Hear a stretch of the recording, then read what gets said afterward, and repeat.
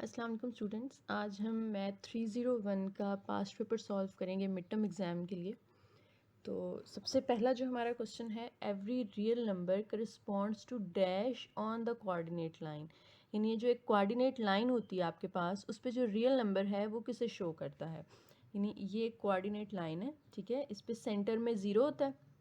इसे जैसे जैसे हम आगे जाते हैं तो राइट साइड पे पॉजिटिव नंबर्स होते हैं, लेफ़्ट साइड पे आते जाएं तो नेगेटिव नंबर्स होते हैं, ठीक है। तो ये सारे जो पॉजिटिव और नेगेटिव नंबर्स हैं ये आते हैं हमारे रियल नंबर्स के अंदर, ठीक है। तो हर जो भी पॉइंट हम यहाँ पे मार्क करेंगे, हर पॉइंट के लिए एक ही वैल्यू होती है, ठीक है। तो यहाँ से आएगा अ यूनिक पॉइंट, यानी हर रियल नंबर जो है उसका एक यूनिक पॉइंट होता है, सिर्फ एक ही वैल्यू को वो शो करता है। कभी भी ऐसा नहीं हो सकता कि दो रियल नंबर्स के लिए सेम पॉइंट हो।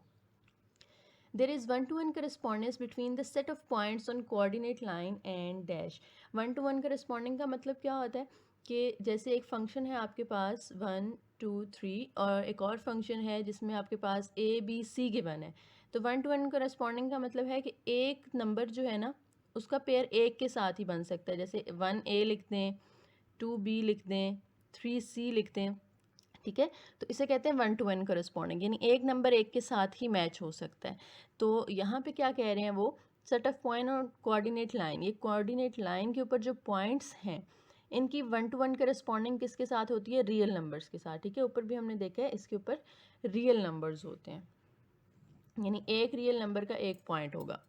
Which of the following is associated to each point of three dimensional space. Three dimensional space पे क्या होता है, थ्री डायमेंशनल स्पेस के अंदर हमारे 4 ऑक्टेंट्स होते हैं, सॉरी 8 ऑक्टेंट्स होते हैं, ठीक है। 4 क्वाड्रेंट्स होते हैं एक्स वाई प्लेन में, और अगर 3 आ जाए एक्सेस, जैसे एक्स वाई जी है, तो फिर हमारे पास 8 उसके पोर्शंस बनते हैं जिन्हें हम ऑक्टेंट्स कहते हैं।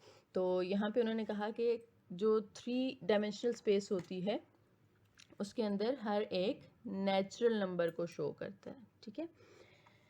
उसके बाद है all axes are positive in dash octant. जैसे क्वाड्रेंट है ना, तो क्वाड्रेंट में क्या होता है कि एक्स और वाई दोनों फर्स्ट क्वाड्रेंट में पॉजिटिव होते हैं। इसी तरह से जो ऑक्टेंट होता है ना, जिसमें एक वाई एक्सिस है, एक जी एक्सिस है, एक्स एक्सिस है और तीसरा जी एक्सिस है, ठीक है। ये एक्स है, ये वाई है और ये जी है। तो इसके जितने भी ऑक्टेंट्स बनते हैं, टोटल 8 बनते हैं, तो उसमें से जो पहला होता है उसके अंदर सारे एक्सेस पॉजिटिव होते हैं, यानी उसके पेयर हम यूँ लिखते हैं, एक्स भी पॉजिटिव है, वाई भी पॉजिटिव है और जी भी पॉजिटिव है। The spherical coordinates of a point are these. What are its cylindrical coordinates? अच्छा जी, spherical coordinates कौन से होते हैं? spherical coordinates होते हैं r, थीटा, z, ठीक है। और साथ ही जो दूसरे हैं cylindrical coordinates, वो क्या होते हैं?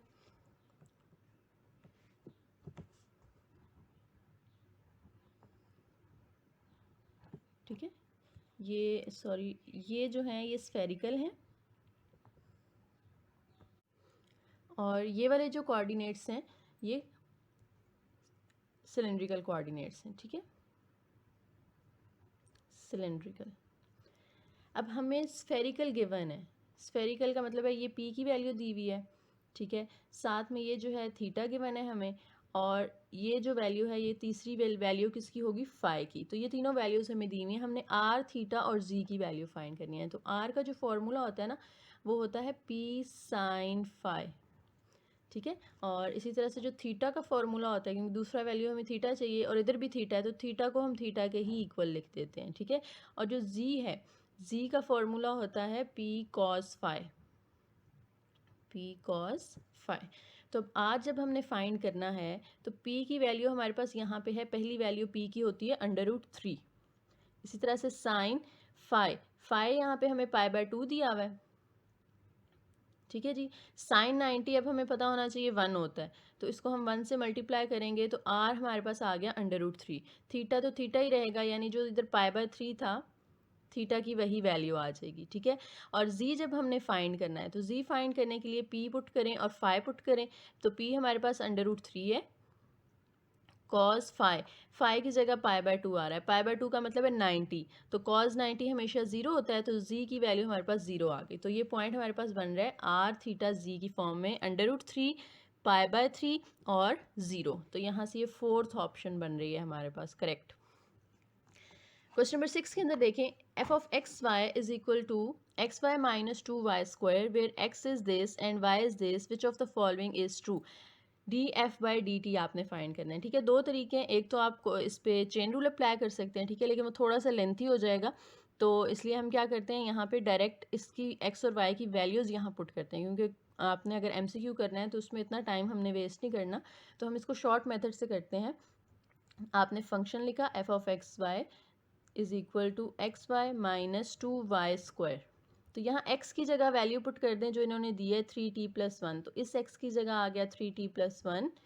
इसी तरह से y की जगह पुट कर दें 2t माइनस 2, इस y की जगह अगेन 2t, और y का स्क्वायर है तो इसका भी स्क्वायर आ जाएगा। अब ये दोनों ब्रैकेट्स आपस में मल्टीप्लाई हो रही हैं, 2t को 3t से मल्टीप्लाई कर दें 6t स्क्वायर प्लस 2t 1 से मल्टीप्लाई होगा तो 2t माइनस 2 का स्क्वायर 4 और 4 2 ज़ार 8t स्क्वायर। अब t स्क्वायर वाली दो वैल्यूज़ हैं, इनको सिंप्लीफाई कर लें, माइनस 2t स्क्वायर आ जाएगा और ये plus 2t as it is. अब इसका आप ले लें derivative, with respect to t हमें डेरिवेटिव चाहिए, ठीक है। तो विद रिस्पेक्ट टू t जब हम इसे डिफ्रेंशिएट करेंगे, माइनस 2 तो बाहर आ जाएगा, कांस्टेंट है, टी स्क्वायर का डेरिवेटिव पावर साइड पे आके मल्टीप्लाई होती है और पावर में से 1 माइनस करेंगे तो यहाँ 1 रह जाएगा, प्लस 2 इंटू टी का डेरिवेटिव क्या होगा 1, क्योंकि नीचे भी t है और ऊपर भी तो 1 आ जाएगा, तो ये बनता है -4t + 2। तो यहाँ से करेक्ट ऑप्शन हमारी ए बन रही है। नेक्स्ट देखें, late w is equal to f of x y z and x is equal to some function, y is equal to some other function and z is equal to some third function, then by chain rule। अब chain rule के according क्या होता है कि अगर आपने इस w का पार्शियल डेरिवेटिव फाइंड करना है विद रिस्पेक्ट टू r, तो पहले आप w को डिफ्रेंशिएट करेंगे विद रिस्पेक्ट टू x, ठीक है, और फिर x को डिफ्रेंशिएट करेंगे विद रिस्पेक्ट टू r। इसी तरह से w को डिफ्रेंशिएट करेंगे विद रिस्पेक्ट टू y और फिर y को डिफ्रेंशिएट करेंगे विद रिस्पेक्ट टू r, ठीक है, साथ साथ लिखते जाते हैं। पार्शियल डेरिवेटिव आपने लेना है w का विद रिस्पेक्ट टू x और इसके साथ मल्टीप्लाई करना है partial derivative of x with respect to r, ठीक हो गया, दरमियान में प्लस का साइन। अब w को with respect to y differentiate करना है आपने और फिर y को विद रिस्पेक्ट टू r, दरमियान में प्लस। अब w को विद रिस्पेक्ट टू z और फिर z को विद रिस्पेक्ट टू r, ठीक है, तो यहाँ से हमारे पास ये पहली ऑप्शन ही हमारे सामने जो है ये करेक्ट है, ठीक है, बाकी ये तीनों ऑप्शंस आप छोड़ देंगे। नेक्स्ट देखें जी, magnitude of vector a is 2 and magnitude of vector b is 3, angle between them is 45, what is a dot b। तो सबसे पहले तो a डॉट b का फॉर्मूला लिख लेते हैं, a dot b is equal to क्या होता है, magnitude of a into magnitude of b and साथ में आ जाता है cos थीटा, ठीक है। तो a की मैग्नीट्यूड हमें उन्होंने दे दी है 2, b की मैग्नीट्यूड हमें गिवन है 3 और cos थीटा यानी एंगल हमें दिया हुआ है 45 डिग्री। तो 2 3 ज़ार 6 और cos 45 जो है वो होता है 0.7071, अगर आप पॉइंट्स में निकालें तो 6 को जब हम इससे मल्टीप्लाई करेंगे तो ये हमारे पास आंसर आ जाएगा 4.24, ठीक है। अक्सर पास्ट पेपर अगर आपको और इंटरनेट से आप देखें ना उसमें 6.2 उन्होंने मार्क किया है तो वो रॉन्ग है, 4.2 आता है, आप कैलकुलेटर से भी इसको सॉल्व करके देख सकते हैं। Is the function f of x y continuous at origin, अगर फंक्शन ओरिजिन पे कॉन्टीन्यूस है, ठीक है, या नहीं है ये हमने बताना है, अगर नहीं है तो क्यों नहीं है, ठीक है। तो यहाँ पे देखें जो हमें लिमिट्स दी हुई हैं यहाँ पे x इक्वल टू 0 और y इक्वल टू 0 जब होता है तो फंक्शन हमें 0 आंसर दे रहा है, अनडिफाइंड आंसर तो नहीं दे रहा ना यहाँ पे। अनडिफाइंड का मतलब है कि या तो इन्फिनिटी आ रहा हो, ठीक है, इन्फिनिटी कब आता है, जब ओवर में 0 हो, किसी भी नंबर के नीचे अगर 0 है तो वो इन्फिनिटी होता है, और या अगर इमेजिनरी आंसर हो, और इमेजिनरी कब होता है, जब स्क्वायर रूट के अंदर माइनस आ जाए, ठीक है। तो ये दोनों कंडीशंस यहाँ पे नहीं है, ना तो हमारा आंसर अनडिफाइंड है ना हमारा आंसर इमेजिनरी है। तो ये दोनों कंडीशंस जब नहीं है इधर तो फिर हम कहेंगे कि जो एफ ऑफ 0 0 है ये क्या है, डिफाइन है, और जो फंक्शन है वो कॉन्टीन्यूअस है, ठीक है, फंक्शन कॉन्टीन्यूअस होगा, क्योंकि अगर हम एक्स और वाई को 0 पुट कर दें तो हमारा आंसर अनडिफाइंड नहीं हो रहा। नेक्स्ट एमसीक्यू देखें जी, is the function f of x y continuous at origin. Origin पे क्या ये कॉन्टिन्यूस है? ओरिजिन का मतलब जैसे अभी ऊपर हमने देखा कि ओरिजिन का मतलब होता है 0.00, ठीक है। तो ओरिजिन का मतलब है कि एक्स भी ज़ीरो है, वाई भी ज़ीरो है। तो क्या ये फंक्शन उस पर कॉन्टिन्यूस है? ये देखें जी, यहाँ पे अगर हम 0 0 पुट करते हैं ना नीचे, तो ये फंक्शन हमारे पास जो लिखा हुआ है 3x² Y over x² minus y², इसमें अगर हम ओवर के नीचे 0 पुट कर दें तो ये 0 हो जाएगा, माइनस ये 0, तो 0 माइनस 0 0। अब ओवर के नीचे 0 आ रहा है, ठीक है, तो इसका आंसर तो अनडिफाइन हो गया। तो इसका मतलब है कि जो एफ ऑफ 0 0 है वो नॉट डिफाइंड, वो अनडिफाइन है। नेक्स्ट देखें जी, let R be a closed region in two dimensional space. What does the double integral over R calculate? Double integral जो है वो हमेशा radius of inscribed circle calculate करता है, ठीक है। Which of the following formula can be used to find the volume of a parallelepiped with adjacent edges formed by vector A, B and C? अच्छा, जो पैरेललोपाइप्ड का volume होता है ना, जिसे हमने अगर वेक्टर्स की फॉर्म में फाइंड करना है, तो उसके लिए जो फॉर्मूला यूज़ होता है usually A cross B dot C, ठीक है। या अगर A के साथ डॉट ले रहे हैं तो फिर B और C का क्रॉस आएगा, और जिसके साथ क्रॉस आता है ना ब्रैकेट उसके साथ आती है, ठीक है। तो यहाँ से हमारा ये ऑप्शन बन रहा है A dot B cross C। ये गलत मार्क किया हुआ उन्होंने, दोनों डॉट भी नहीं हो सकते, दोनों क्रॉस भी नहीं हो सकते, ठीक है। और क्रॉस जो है वो हमेशा ब्रैकेट में आता है, डॉट ब्रैकेट में नहीं आता। तो ये वाला ऑप्शन करेक्ट है हमारे पास। 13 देखें, two surfaces are said to be orthogonal at point of their intersection if their normals at that point are perpendicular. ये आपको पेज नंबर 57 पे हैंडआउट्स में मिल जाएगा, आपने वहाँ से कंफर्म कर लेना है। By extreme value theorem, extreme value theorem भी आपको बुक में पेज नंबर 84 पे दिया हुआ होगा हैंडआउट्स के अंदर, उसकी स्टेटमेंट भी आप चेक कर सकते हैं। If a function is continuous on a closed and bounded set R, then f of x y has both dash on R. यानी एक्सट्रीम वैल्यू थ्योरम के अंदर क्या होता है, फंक्शन अगर कॉन्टिन्यूस है ना तो उसकी एब्सोलूट मैक्सिमम और एब्सोलूट मिनिमम वैल्यू उसी इंटरवल के अंदर लाई करेगी। तो ये ए ऑप्शन है, ठीक है। रिलेटिव मैक्सिमम और रिलेटिव मिनिमम नहीं होता, और कभी भी एक एब्सोलूट और एक रिलेटिव वैल्यू साथ नहीं आती, ठीक है। तो इसमें दोनों एब्सोलूट वैल्यूज़ आती हैं। नेक्स्ट है, let the function f of x y has continuous second order partial derivative f x x, f y y and f x y, यानी सेकेंड ऑर्डर डेरिवेटिव्स आपने लिए in some circle centered at a point x not y not, and D जो है उसका formula ये होता है, ये आपने पढ़ा होगा हैंडआउट्स के अंदर। अगर ये जो d है इसका आंसर 0 से बड़ा आए, और ये जो f ऑफ एक्स एक्स था इसके अंदर अगर ये नेगेटिव था यानी लेस देन 0 था, तो f की वैल्यू रिलेटिव मैक्सिमम होती है, ठीक है। बाकी इसके ना टोटल 4 केसेस आपको बुक के अंदर दिए हुए, तो ये चारों पॉइंट्स उन्होंने दे दिए हैं, तो इन चारों को हम देख लेते हैं। अगर d जो है वो 0 से बड़ा हो और जो f ऑफ एक्स एक्स है वो 0 से छोटा हो, तो रिलेटिव मैक्सिमम वैल्यू होती है फंक्शन की वहाँ।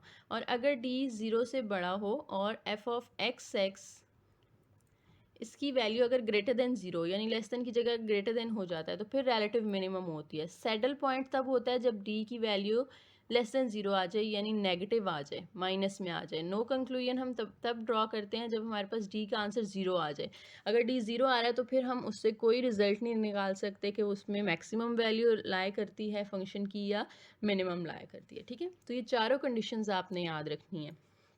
नेक्स्ट के अंदर देखें, late the function has continuous second order partial derivative. अच्छा, ये सेम ऊपर वाली आ गई है, लेकिन इसके अंदर जो है डी उन्होंने पूछा है कि इक्वल टू 0 हो, तो फिर क्या होगा। तो अगर डी इक्वल टू 0 हो तो फिर हम कहते हैं कि हम यहाँ से कोई कंक्लूजन ड्रॉ नहीं कर सकते।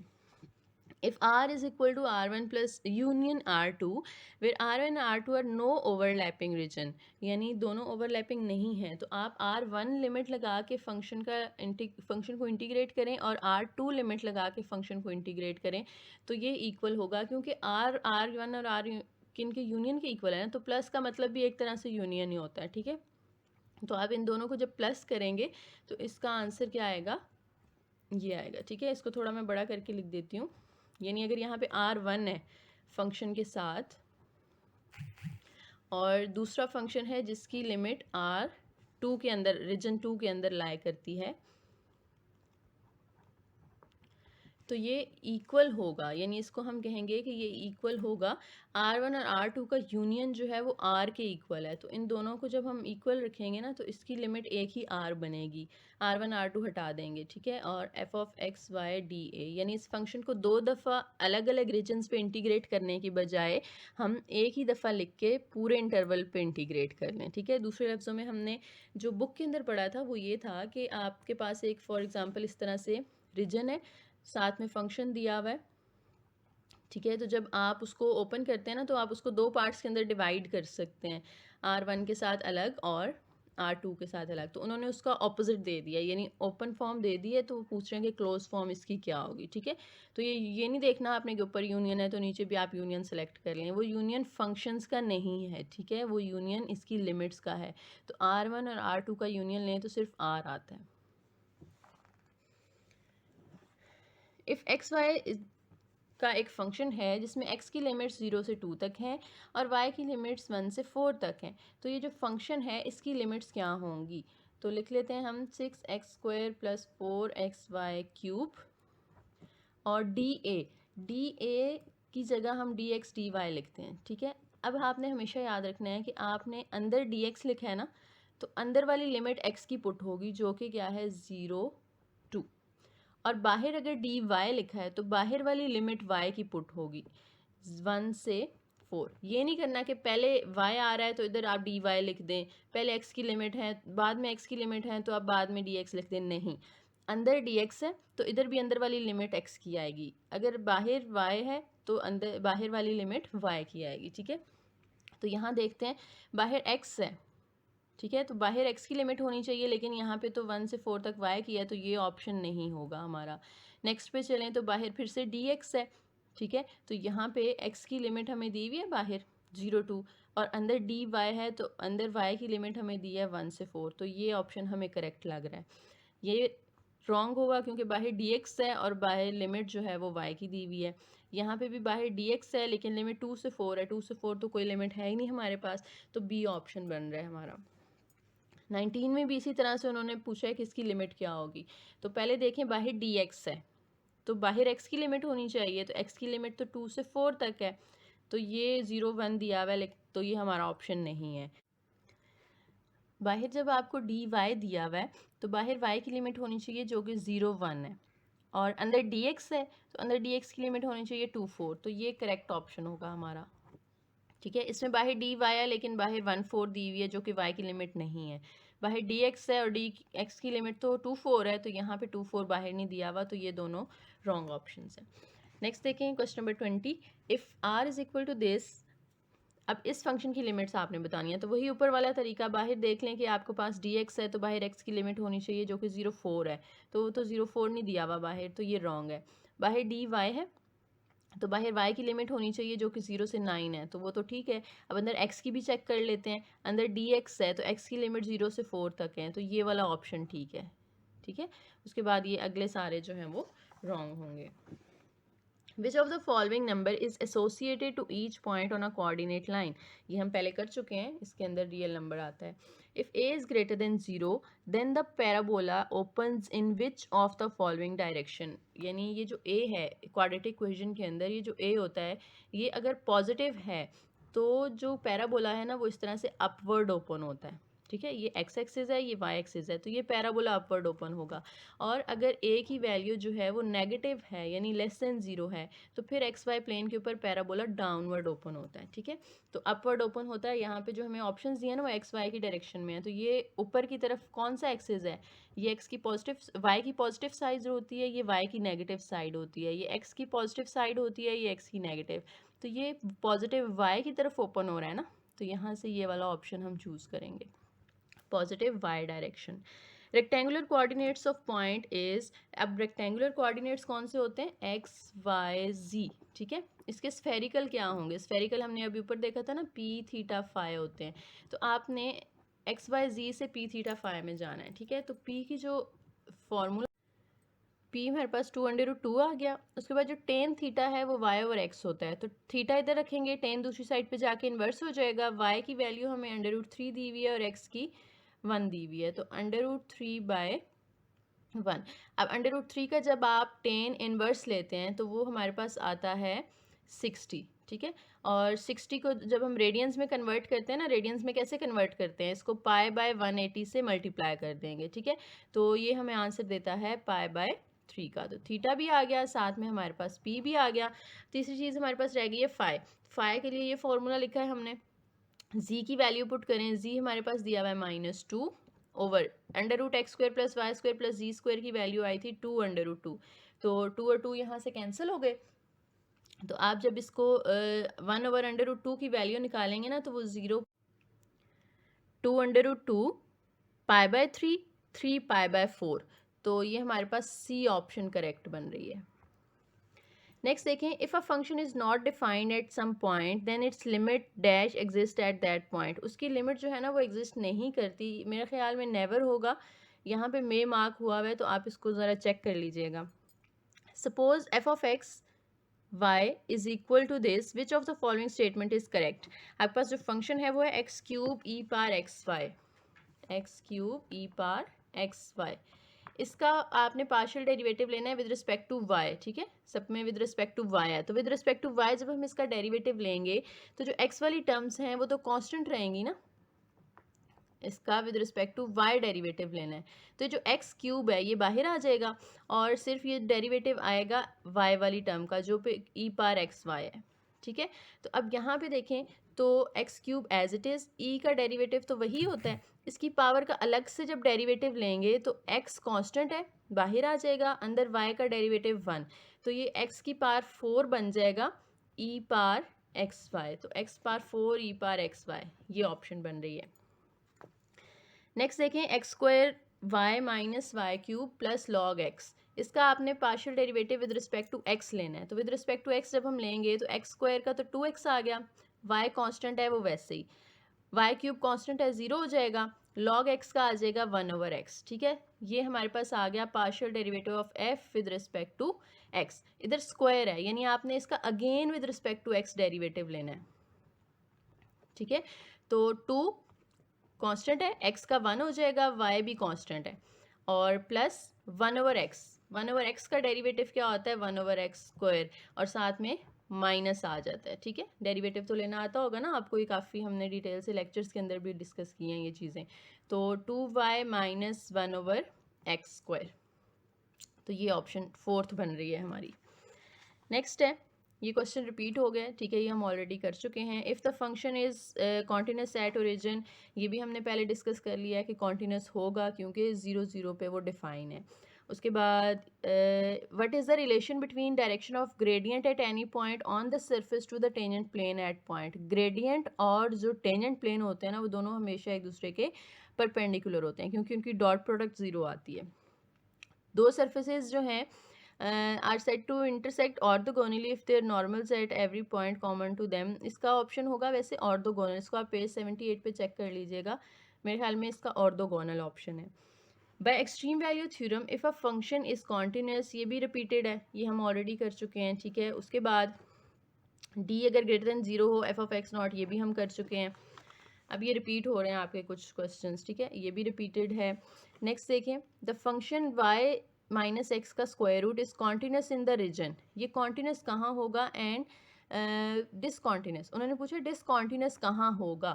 तो ये डिसकॉन्टिन्यूस होता है ऐसी पॉइंट, डिसकॉन्टिन्यूस मैंने अभी बताया था दो तरह से हो सकता है, अगर फंक्शन या तो अनडिफाइन हो या अंडर रूट के अंदर माइनस आ रहा हो, ठीक है, यानी वो इमेजिनरी नंबर बन जाए। तो अंडर रूट के अंदर माइनस कब आएगा, अगर हम छोटी वैल्यू में से बड़ी वैल्यू माइनस करेंगे, ठीक है, यानी अगर x जो है वो y से बड़ा हो जाए तो फिर ये फंक्शन जो है वो अनडिफाइन हो जाएगा, इमेजिनरी हो जाएगा, डिसकॉन्टिन्यूस हो जाएगा, क्योंकि छोटी वैल्यू में से जब भी हम बड़ी वैल्यू माइनस करते हैं ना तो आंसर माइनस में आता है। तो y को छोटा नहीं होना चाहिए, इक्वल हो सकता है, इक्वल होगा तो आंसर 0 आ जाएगा, 0 का अंडर रूट 0 होता है, वो तो ना तो अनडिफाइंड है ना ही इमेजिनरी है, ठीक है।